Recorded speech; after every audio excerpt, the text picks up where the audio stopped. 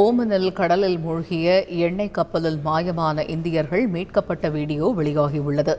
Oman கடலில் மூழ்கிய எண்ணெய் கப்பலில் இருந்து மாயமான இந்தியர்கள் உட்பட 13 பேரை மீட்கும் பணியில் இந்திய போர்க்கப்பல் INS தேஜ் ஈடுபட்டுள்ளது.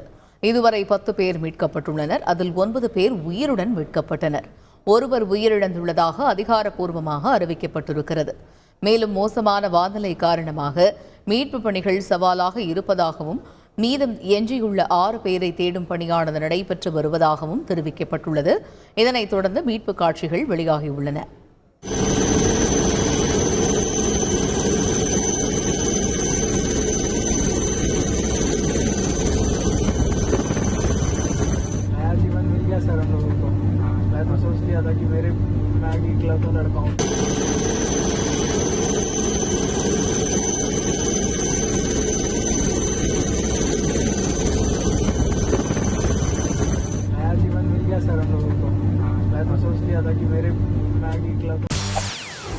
செய்திகளை உடனுக்குடன் தெரிந்து கொள்ள உடனே சப்ஸ்கிரைப் பண்ணுங்க.